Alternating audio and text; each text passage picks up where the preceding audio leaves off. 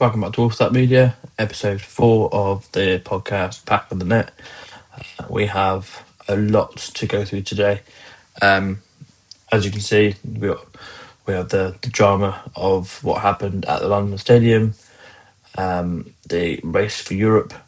We have the FA Cup final on Saturday, so we'll discuss how both teams got there.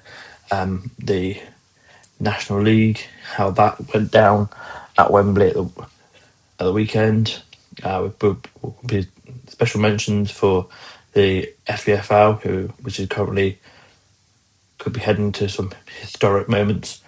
We'll look over Aston Villa and Crystal Palace's journey to their European finals. We'll look over the champions across Europe for Liga, Bundesliga, Serie A, La Liga, etc. We also have AI versus the Pack for this weekend. There's just a lot to go through. So let's get straight into it. So first of all, we head to the London Stadium. Great game. I thought West Ham did an impeccable job at keeping Arsenal at bay.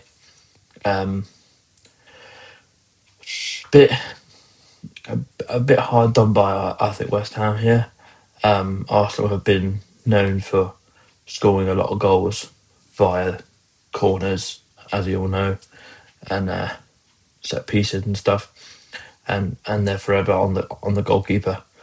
I've got no dog in this fight. My team, we are heading to League One. But so from a neutral point of view, I think West Ham were hard done by. I think the goal should have stood, and therefore a point apiece. Over the course of a season, of course, Arsenal deserve to win the league.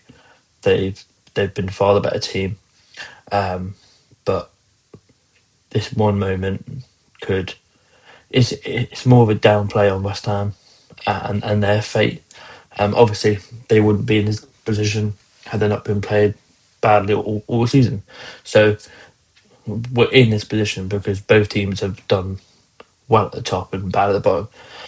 It just happened to be game week 36, and we're talking about it. If this was game week 5 or within game week 10, it wouldn't be a huge talking point. We've had these all season.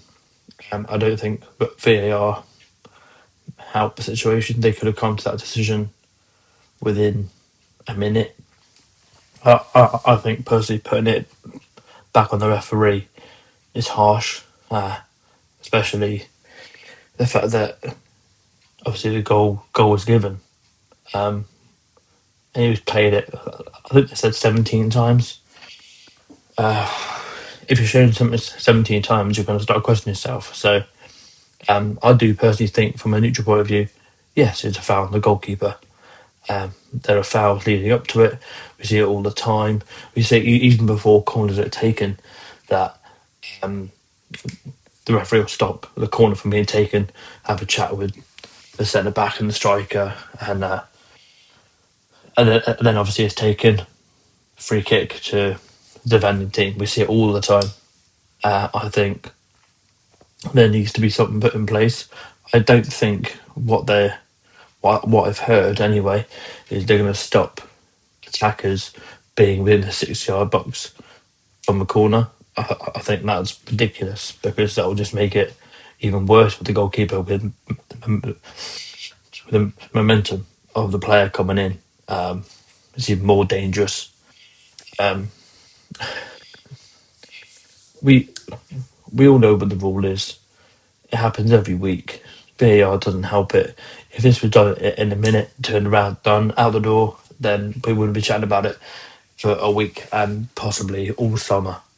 But Arsenal are where they are because they have been the best team. West Ham are where they are because they've been one of the worst. Their form of late has improved, but it's still not over.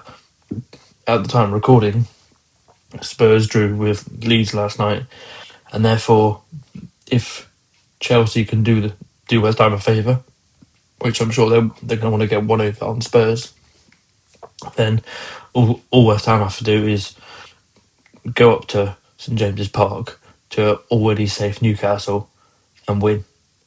And then they'll leapfrog Spurs again. And then it comes down to the final day of the season. So it's definitely not over. As for the title, I do think that's over. Arsenal have Burnley and Palace left. Burnley have been awful all season, and Palace have one eye, if not both, on their Conference League final. So I think that's almost done. Well, in fact, it is done, but just have to get it over the line. Arsenal do not make it easy for themselves, so they do struggle in games sometimes, and as we've seen from themselves, their corners are now going short. Slightly different to what they have been doing to get into this point in the first place, but I do think they can see their finish line now, and they have slightly changed. They should have just kept the same model they've had all season to get them there. But that result against West Ham definitely is over the line now, regardless of what Man City do. I personally think, obviously, Man City go win another title, another trophy on Saturday, and they go and meet Chelsea. So they've got a domestic double. Arsenal might have the Champions League as well. So end of the day, it's all two good teams winning trophies. It makes for a good Premier League for sure. Because as we'll see later on in the video, there's champions in every other league as of right now. That was done weeks ago as well. So it's good that we're in game week 37 and there's still something to play for, top, middle and bottom. So we can't complain. England does have the best league, if not leagues. Got the best league system. So it's all good. If we're looking at things that are still outstanding, the race for Europe is definitely heating up as well. If we look here, Aston Villa currently 5th, but they could see themselves slipping down to 7th, because I don't believe they're going to go and beat Liverpool and Man City. Again, they've got their own eyes on the Europa League Final, which would get them Champions League football anyway. Should they finish 5th though, that would benefit teams like Brentford, Brighton and Bournemouth, who are chasing them, because that would then extend our European contribution to, I believe, 8, possibly 9. I don't know how that all works out, but all of these teams could be in Europe next season, should it work out. But based on the teams left to play, I do think Bournemouth have the best chance of finishing 5th. Man City obviously got the FA Cup final to look forward to, so they'll be resting players for that one. And then Forest are already safe, so Bournemouth have it all in their hands. Brighton, again, both teams they play don't really have much to play for. Obviously, both teams don't want to lose, but again, nothing to play for. So I do think Brighton could push, and again, probably may pit Aston Villa. So Villa may finish in 7th, and therefore, I think Brentford would miss out. Because Brentford need Aston Villa to finish 5th and you'll be in the Europa League now. Because the points tally is they're too far off. But we've included Brentford in here, who play Palace with again, who has a European final to look at, and Liverpool, who are more or less comfortable Champions League position now. So again, Bournemouth, Brighton, Brentford, I think both winnable games for both of them, and Villa do have a struggle. So they each have something to play for, which is really good. Game week 37. This season has never been so up and down, and something to decide with 2 games to go. So from 1st to 9th, and then from 17th down, it's something to play for. So it's a really, really good league this year. But we roll on now to the FA Cup final, where Chelsea take on Man City. I think, based off previous form, I think 99% of people would say Man City are going to win this. If you look at their previous results, they've taken to get here. Chelsea have had a fairly easy route, beating Charlton 5-1, Hull 4-0, Wrexham 4-2, Port Vale 7-0, and that tricky Leeds tie, which on the day could have been slightly different. We could be seeing Leeds Man City right now, but Chelsea managed to go over the line. I think the management change probably helped that with the new manager caretaker bounce. But if you look at Man City, there's just pure dominance. Although Southampton, who are in great form, did give them a game, did give them a scare, but they managed to go over the line. So I can't say anything but a Man City win. But let us know what you think. If I was to put a prediction on this, I'd say 3-0 City. I think scoring early, kill the game, and it might be a dead last 20 minutes. The game will be gone. But get your predictions below. See if you match up with that. But if we carry on the theme of Wembley, take us now to the National League, where, well, what a season has been for Rochdale. The final day of the season for them, when they played York, they were winning in the, I think they scored in the 90th minute or something like that, something stupid, really late. They thought they'd won it, which then took them to first, only for York to equalise in like the 97th minute, which would then swung it back in York's favour, and then dropping Rochdale back down to the playoffs. And then we get to the playoff final. They're taking on Boreham Wood, who were impressive on the day. Their winger, with Abdul Malik, was quality. Outplayed them, and they were 2-0 down with not long left at all. They came back again. Their striker for Rochdale scored very late, again, 97th minute. So the irony of the 97th minute killed them in the league. Get to the playoff final, they scored 97th minute themselves, which then takes it extra time. As we know, extra time, dead robber, nothing happens at extra time. Takes to penalties, and they win on penalties. So obviously it's fair, but Rochdale deserve to be promoted after the season they've had. I do think they need to change that. They need to change it to the top two go up, because it's absolutely heartbreaking, because you do have teams like Rochdale. They could have easily lost that final and had another year slug in the National League, and they were literally within a point of York City, who were outstanding themselves. So it's only fair that they change that. But for now, that's what the leagues do. And yeah, so well done Rochdale, and we'll see you in League Two next season. As for another special mention, it's the Scottish Premiership. Hearts could break the 40-year dominance of the Old Firm with 2 games to go. They have Falkirk left, which I think they'll win. They should win that. Celtic have Motherwell.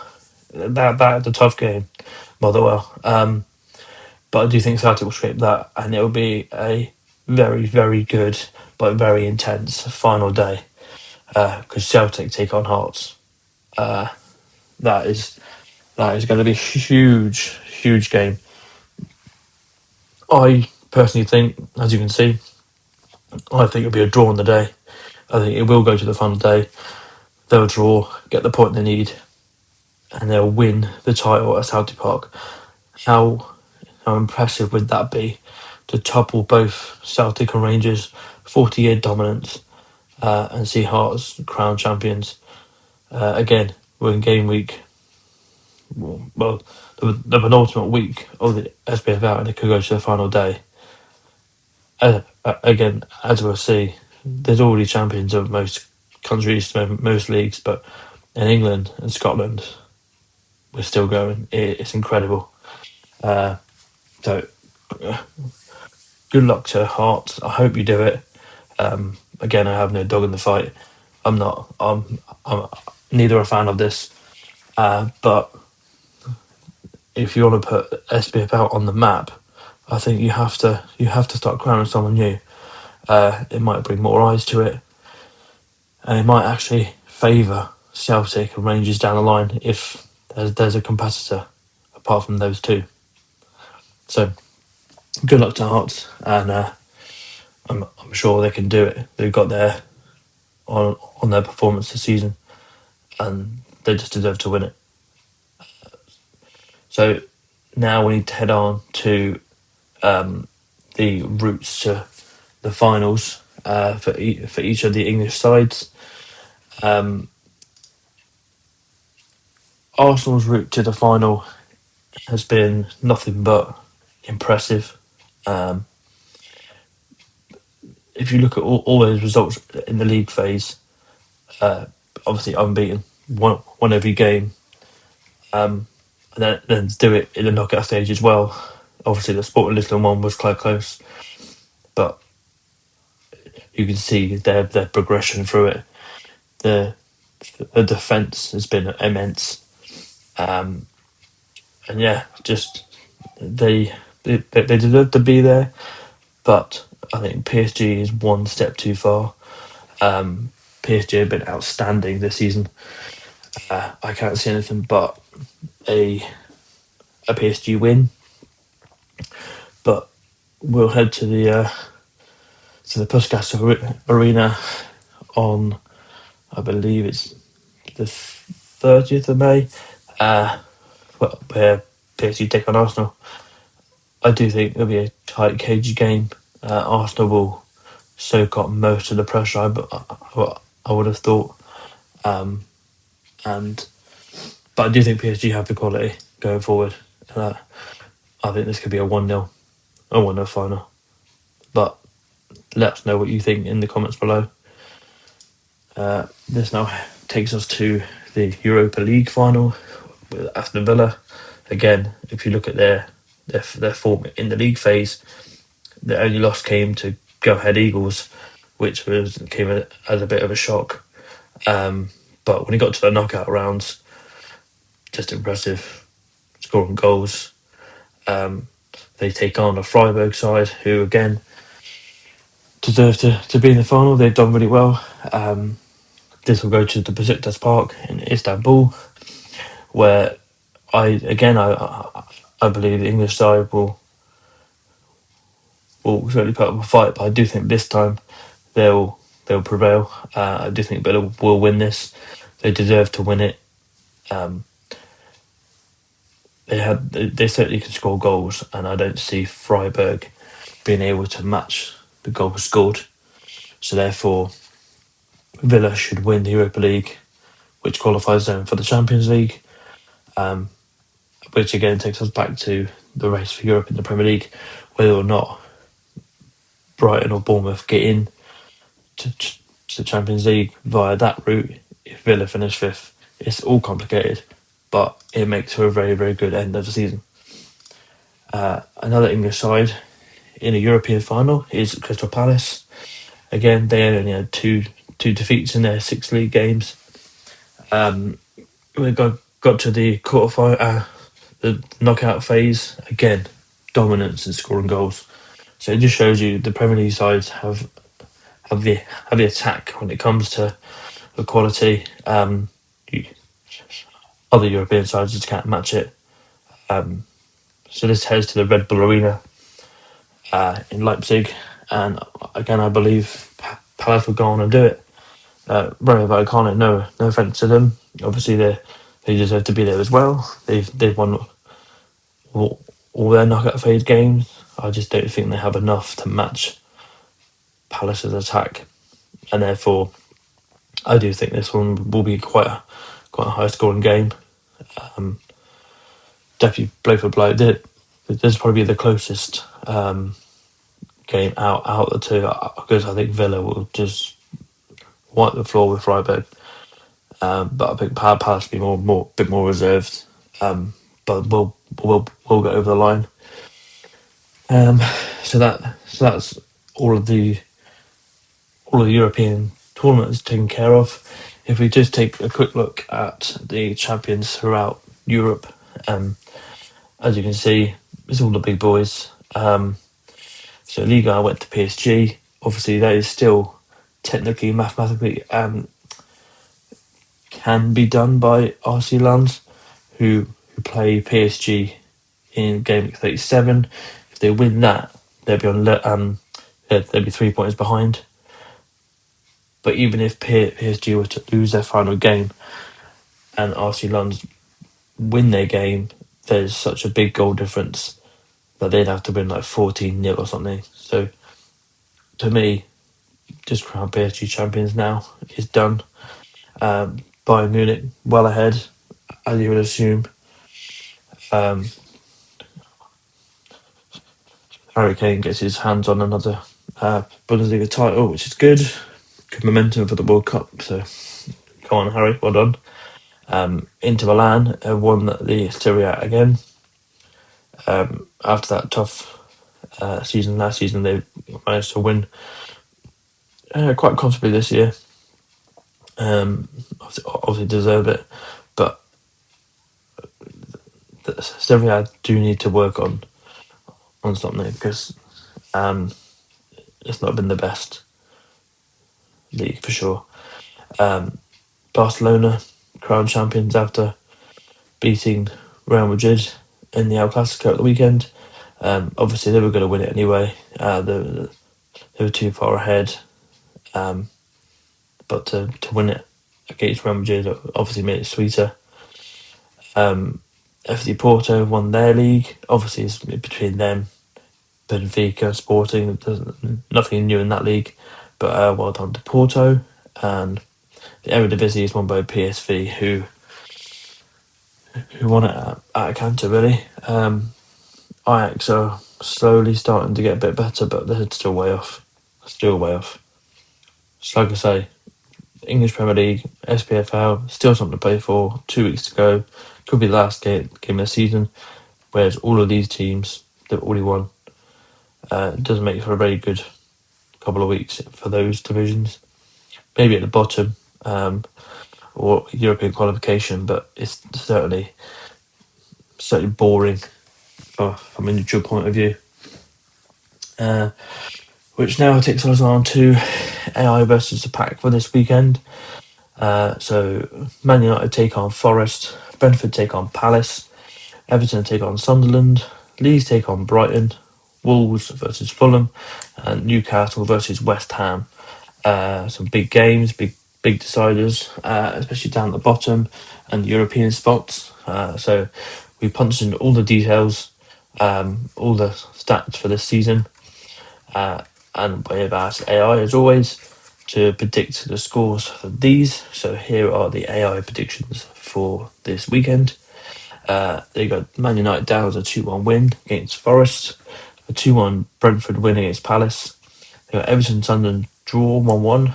They got Brighton to beat Leeds 2-1, Fulham to beat Wolves 2-0, and Newcastle to beat West Ham 2-1.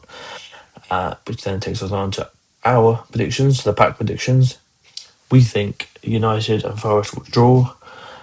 Brentford 2-0 winners over Palace. Everton will beat Sunderland 2-1.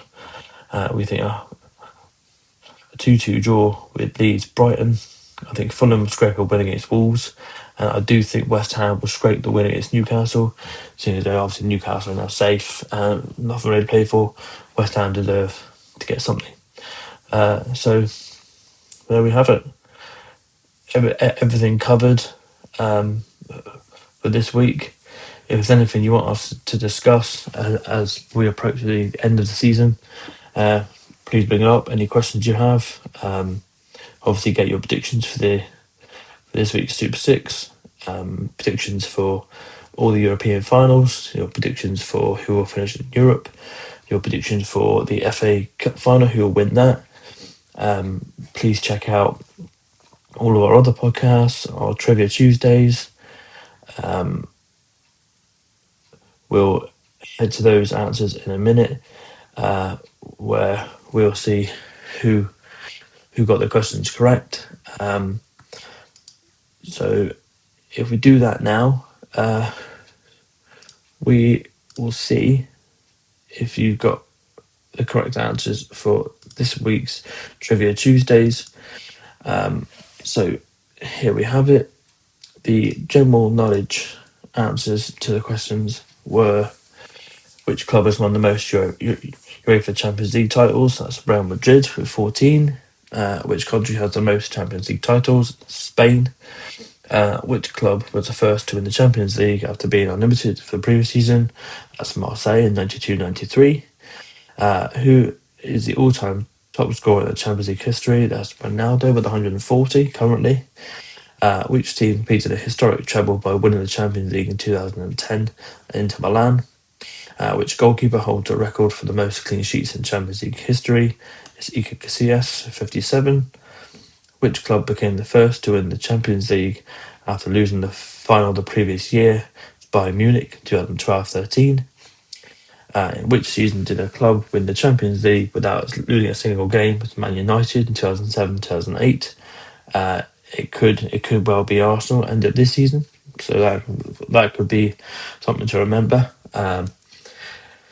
You were asked which player has scored the most goals in different seasons. Again, it's Ronaldo. 18 seasons he's scored goals in Champions League. And which club holds the record for the biggest winning margin in the Champions League final? It's Real Madrid versus Frankfurt in 1960. It's 7-3. So if we go over to the journeyman, you're asked if this player played at Chelsea, Charlton, Swansea, West Brom, Palace, back to Chelsea, played for Atletico and Spurs. That was, of course, Conor Gallagher. Probably easy for some people, but again, that's Conor Gallagher. The stadium was fairly easy. That was the Tottenham Hotspur Stadium. I think the huge giveaway was probably the cockerel and the badge. But sometimes people do miss those. They do miss those.